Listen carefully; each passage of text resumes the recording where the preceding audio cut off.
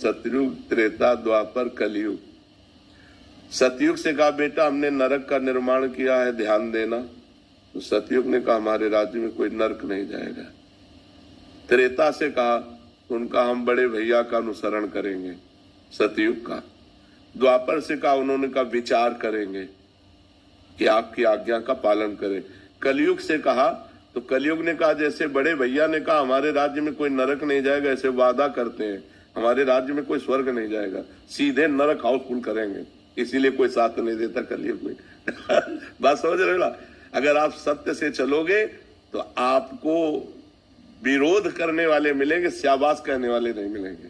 आपको नीचे गिराने वाले मिलेंगे, लेकिन आपको ये नहीं कहेंगे वाह धन्य है यार तुम हमारे कुल में पैदा हुए, सत्य पर चल रहे हो, धन्य है तुम हमारे मित्र हो, सत्य पर चल रहे हो, हमारे गांव के हो, सत्य पर चल रहे हो, बहुत सुंदर। अगर तुम किसी की जरूरत पर 500 रुपया दे दोगे तो तुम्हें बेवकूफ समझेगा, भोला है। आप जानबूझ करके उसका हित कर रहे हो, वो आपकी बेइज्जती करेगा। ये कलयुग का स्वभाव है, ये कलयुग का प्रभाव है। कोई किसी का हित नहीं करता। आप अपने को सत्य मार्ग में चलाइए, सिर्फ भगवान आपका साथ देंगे, इंसान आपका साथ नहीं दे सकता, क्योंकि इंसान कलयुग से प्रभावित है। और जो धर्म से चलने वाले हैं वो आपको बहुत प्यार करेंगे। देखो आप लोग कहीं ना कहीं धर्म का आश्रय ले तो आप हमें प्यार कर रहे हैं कि नहीं?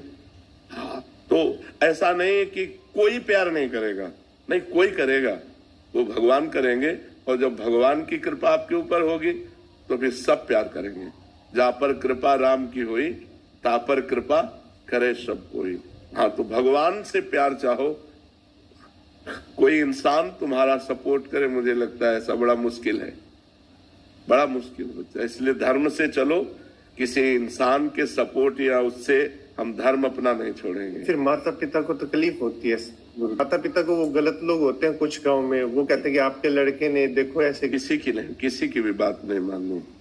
सत्य के लिए सबका त्याग करना है। अगर माता पिता भी सत्य से विचलित हैं तो जाके प्रिय राम वैदेही तजिए ताहि कोटि बैरी सम जद्यप परम। सत्य का मार्ग अकेला होता है।